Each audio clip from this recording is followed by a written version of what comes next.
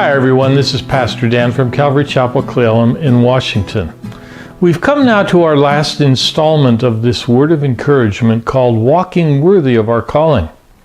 If you're just joining us for the first time, I really encourage you to go back and pick up the first 4 installments, or 5 installments actually, of this from one of 3 places: our website at calvarychapelcleelum.com, our Facebook page, or our YouTube channel.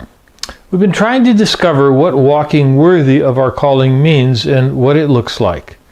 Since we all hopefully want to do this, it's really important to know what it means, right? The first thing we mentioned is that walking worthy of our calling means walking in grace toward others from verses 1 and 2. We took a couple of weeks to cover that important consideration. Are we walking in humility or lowliness toward others? And are we walking in gentleness toward others? Are we walking with long suffering? Are we bearing with one another in love? Those are some essential aspects of walking worthy of our calling. The second thing that we mentioned is that walking worthy of our calling involves walking in the unity of the Spirit with other Christians, from verses 3 to 6. We talked about what that means and how we can go about it. The third thing Paul references here is how the gifts of the Spirit help us to become a mature group of believers who are equipped to do the work of the ministry and to walk worthy of our calling. We saw this in verses 7 to 13. This week, we want to wrap this up by discussing what results from this strong church that is equipped to minister and unified in their faith. The result of this strength in the church will be that people are much more stable in their faith. We pick up in verse 14 here now in Ephesians 4, that we should no longer be children tossed to and fro and carried about with every wind of doctrine by the trickery of men in the cunning craftiness of deceitful plotting. You see, instead of being stable, those that don't grow in the Lord are unstable. Paul uses a special Greek word that is translated tossed to and fro. And it's the same Greek word that Luke uses in Luke 8:24 as he is describing the stormy Sea of Galilee. Because of this storminess, people come and they use trickery, which is a Greek word that illustrates the idea of a person who has skill in manipulating the dice. Satan is a master of this deception. Thus, immature Christians hoist up their sails, and as these people blow their false doctrine through the church, these immature Christians are taken away. They go whichever way the wind is blowing them, and they have no real direction. But God's desire is that we would grow and not be tossed around like this. It's part of walking worthy of our calling. Being so familiar with correct biblical teaching that when false teaching comes around, we know it and we reject it right away. Paul picks up in verse 15, but speaking the truth in love may grow up in all things into him who is the head, Christ, from whom the whole body, joined and knit together by what every joint supplies, according to the effective working by which every part does its share, causes growth of the body for the edifying of itself in love. Have you ever seen someone run the hurdles in the Olympics? It's really a sight to see.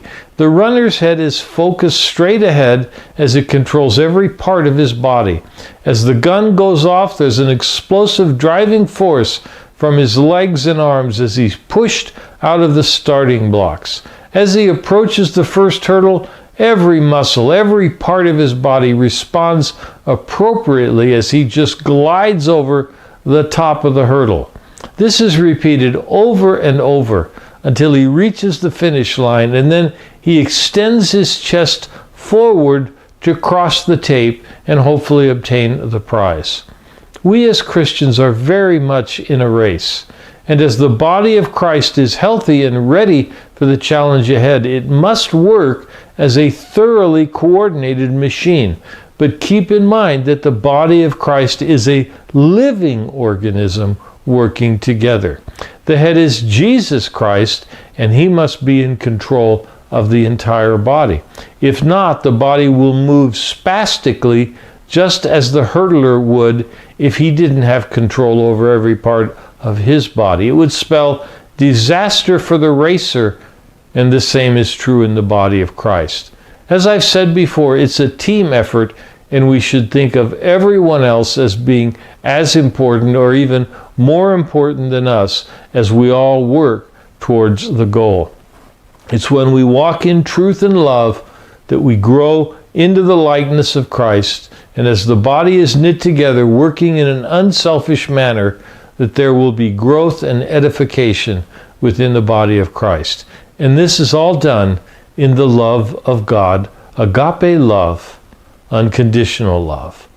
May I suggest to you that each one of us, if each one of us will begin to walk worthy of the calling with which we have been called, then our churches would begin to have an impact in our communities like God intends them to have. So may we learn the lesson, may we mature in the faith, and may we begin to see God move in wonderful ways in our midst. As Paul said, I beseech you to walk worthy of the calling with which you were called. Once again, I hope this has been an encouragement to you. If it has, would you do me a favor? Would you press the little like button, or maybe write a little comment out, or maybe share it with others? And if you're watching on the Calvary Chapel Cle Elum YouTube channel, would you subscribe to the channel? If you're in the Cle Elum area and you don't have a home church, would you consider joining us on Sunday morning at 10 a.m. at 417 East Railroad Avenue in Cle Elum, Washington? Again, this is Pastor Dan from Calvary Chapel Cle Elum. Thanks so much for joining me today. May God bless you. May he keep you. And until we're able to get together again next week, my prayer is that we will learn this important lesson of walking worthy of our calling.